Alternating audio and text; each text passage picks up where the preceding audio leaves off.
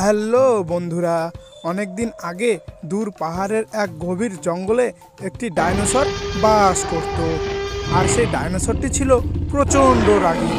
সে জঙ্গলের পশু পাখিদের সেখান থেকে তাড়িয়ে দিত, সে তাদের সহ্যই করতো না। তেমনি জঙ্গলের অন্যদিকে একটি ডাকু রাক্ষস ও তার 4টি সেনা নিয়ে সুন্দরভাবে জীবনযাপন করত।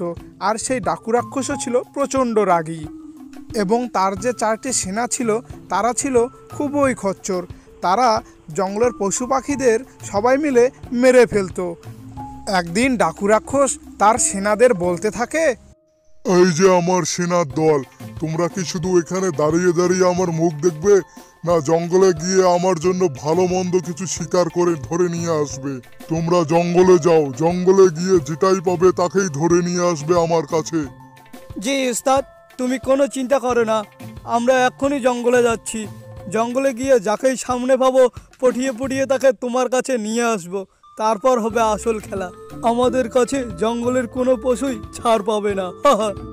এ কথা বলে ডাকুর সেনার দল জঙ্গলে বেরিয়ে পড়ে শিকার খোঁজার জন্য।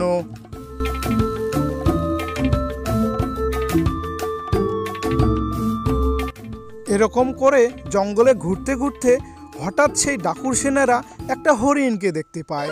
আর সেই হরিণকে দেখে ডাকুর সেনারা হরিণের দিকে এগিয়ে যায় আর গিয়ে বলতে থাকে, এই তো বেটা পেয়েছি একটা হরিণকে, তোরা ধর এই বেটাকে, আজকে হরিণের মাংস খাবো নাক ডুবিয়ে।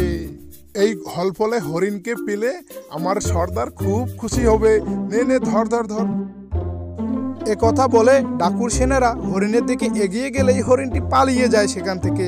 আর ডাকুর সেনারাও হরিণের পিছন পিছন ছুটতে থাকে। এভাবে অনেকক্ষণ দৌড়াদৌড়ি করার পর হঠাৎ করে হরিণটি খুব জোরে দৌড়াতে শুরু করে আর সেই ডাকুর সেনারা পিছনে পড়ে যায়। ডাকুর সেনারা হরিণটাকে ধরতে না পেয়ে তাদের মধ্যে একজন বলতে থাকে, আরে রে, এত সুন্দর গুজগুজে হরিণটা হাতছাড়া হয়ে গেল, খালি হাতে তো যাওয়া যাবে না। চলো জঙ্গলের ভিতরে যাই, দেখি আরো কোনো পশু পাখি পাই কিনা। এ কথা বলে ডাকুর সেনারা আবারও জঙ্গলের দিকে বেরিয়ে পড়ে।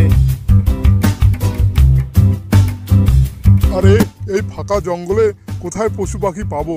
এই ফাঁকা জঙ্গলে অযথা ঘুরে লাভ নেই, এখানে পশু পাখি পাবো না, আমাদের আরো গভীর জঙ্গলে যেতে হবে।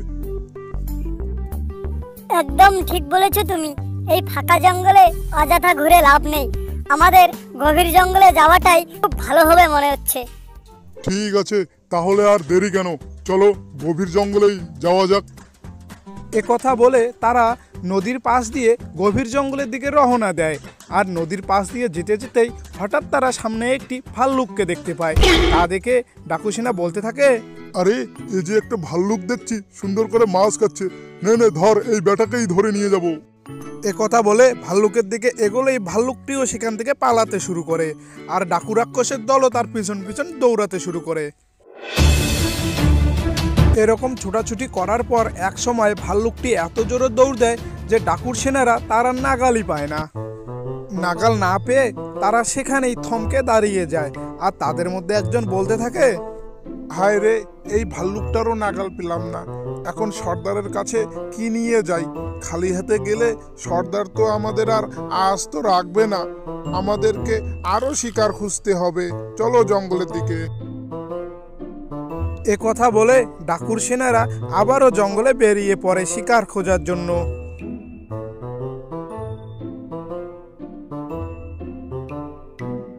এভাবে জঙ্গলে অনেকক্ষণ ঘোরাঘুরি করার পর তারা হঠাৎ সামনে একটি ডাইনোসরের ছানা দেখতে পায়। তা দেখে তাদের মধ্যে একজন বলতে থাকে, আরে আরে আরে, মনে হচ্ছে ওইটা ডাইনোসরের ছানা, ওই ছানাকেই পটিয়ে পটিয়ে বাসায় নিয়ে যেতে হবে, নইলে খালি হাতে গেলে আমাদের সর্দার আর আমাদের আস্ত ছাড়বে না যে। তুমি একদম ঠিক বলেছ, একেই বাড়ি নিয়ে যাব, ছানাটা বেশ অল্পলেও আছে দেখছি, সবার খাওয়াটা বেশ আজকে ভালোই হবে, মালকে কাবাব বানিয়ে খাবো, বেশ মজা হবে।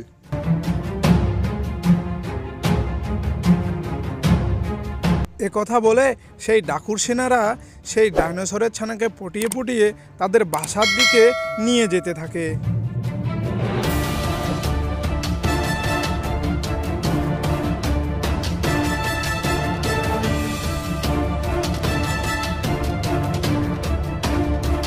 ডাকুর সেনারা সেই ডাইনোসরের ছানাকে তাদের সর্দারের কাছে নিয়ে এসে বলতে থাকে, এই দেখো সর্দার, তোমার জন্য বিশাল বড় একটা ডাইনোসরের ছানা ধরে নিয়ে এসেছি। একে সবাই মিলে কাবাব বানিয়ে খাবো। ওর মা নেই, একে পটিয়ে পুটিয়ে নিয়ে এসেছি আমরা। আরে তোরা এটা কি করেছিস রে? তোরা তো আস্ত একটা ডাইনোসরের ছানা নিয়ে এসেছিস। এর মা যদি জানতে পারে তবে আমাদের আর আস্ত ছাড়বে না যে। তবে ছানাটা তো দেখছি বেশ ভালোই আছে রে। আরে সর্দার, তুমি ভয় পাচ্ছ কেন? তুমি তো আমাদের সর্দার, তুমি ভয় পেলে চলবে? তুমি শুধু একে মারার অনুমতি দাও, তারপর দেখো আমরা ওর সঙ্গে কি করি।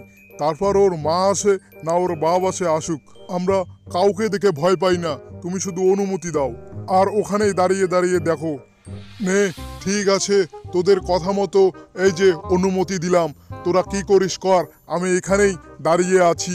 দাঁড়িয়ে দাঁড়িয়ে দেখবো তোদের কাণ্ড কীর্তি।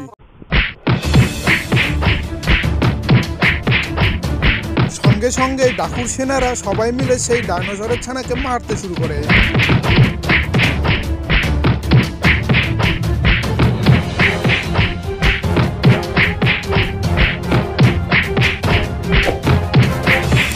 কিছুক্ষণ পর সেই ছানাটির মা সেখানে চলে আসে, আর তার প্রচন্ড গর্জনে ডাকুর সেনারা ভয় পেয়ে পিছনে চলে যায়।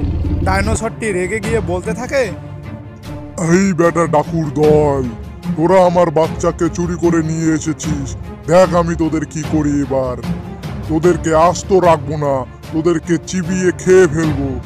আজকেই তোদের শেষ দিন, দাঁড়া।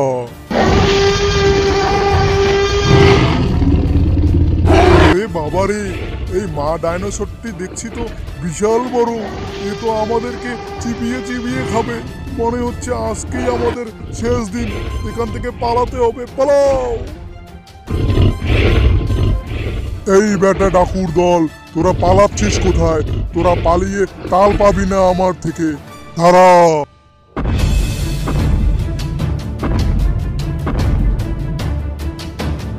এরকম করে ডাকু রাক্ষস ও তার দল সেই ডাইনোসরের হাত থেকে জীবন বাঁচানোর তাগিদে পালাতে শুরু করে, আর ডাইনোসরটিও তাকে ধরার জন্য দৌড়াতে শুরু করে।